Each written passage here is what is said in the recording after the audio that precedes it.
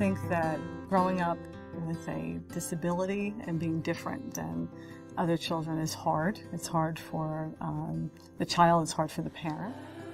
When you suffer through a mental illness or any of this stuff, you suffer in silence.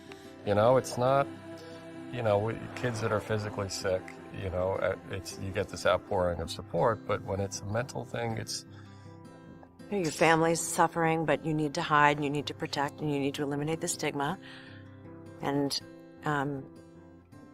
it's incredibly difficult because you need to advocate for your child and get them the help they need, but you have to be really quiet about it. At this point, you have to realize I had probably met over 100 doctors. I mean, neurologists, developmental pediatricians, psychiatrists, speech therapists, occupational therapists. I mean, you name it. We had been to so many different specialists. All those people that I had seen, I never felt like any one of them ever really understood, that they ever really understood her, that they ever really understood what we were dealing with at home. When I came into Newmark, when I met Cindy, I was like, wow, she's not winging it. She actually has it totally figured out. She knows exactly what she's doing. She actually has seen a lot of kids just like Cameron before for many years, and she knows exactly how to deal with my kid. Every kid that comes here, we're looking for a kid who's struggling in some area of their life. Generally, they'll have some sort of disorder. And you have to be willing as a human being, I don't care if you're 6, 16, 12, whatever age you are, you have to be able to say you want something, that you want something to be different, and you have to be willing to give. And they're bright, they're funny, they're charming, they're endearing, they're real, they're authentic, they're happy, they're sad. They are the spectrum of humanity in all its glory. That's our kids. Cindy and I worked at 2 schools together, where we really said to ourselves, you know what, we really love the special needs kids. So let's really look at opening our own special needs program in an area that we felt one was missing. It was the first time someone got it. It was, I said to her, we walked out of there, I said... It was the most promising moment of our lives. Yeah. Between the two of them, Cindy and Regina, we left knowing that someone knew what was going on even more than what we did.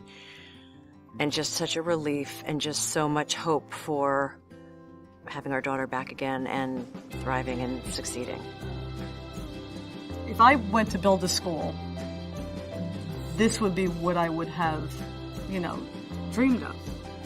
Then to see the innovative and interesting and you know, a classroom that really works and that had to be, you know, research-based because, I mean, it's exciting for the kids. I mean, visually and you know, tactile and all those other things. But for a teacher, it has to be a dream come true.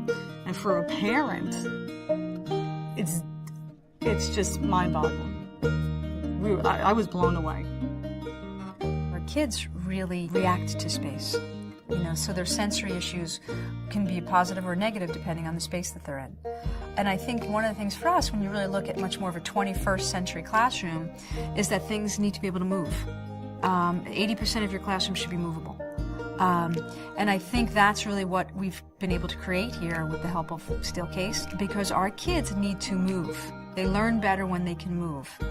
Everyone learns better when they can move. I mean, you know, so hopefully everyone in the world will catch up to that someday. But we all learn better when we can move and we can be comfortable.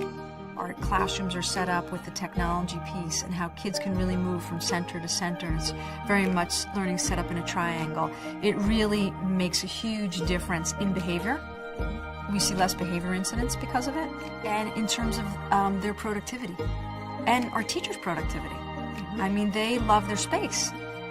When everything's working and you feel good about where you are and everything's clean and it's neat and it's just easy to maneuver, everybody benefits from that.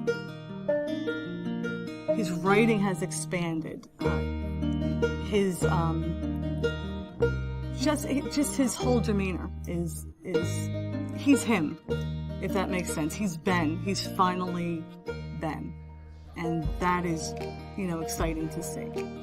I never ever thought that Cameron would ever have a chance of going to college. It never Again, I was the lady who was staring at the ceiling thinking, let her just have 20 words. Let her be able to say to me, tell me when she's sick, when she's hungry, and to think now that she might actually have a chance of going to a 2-year or a 4-year college. And that's because of this school.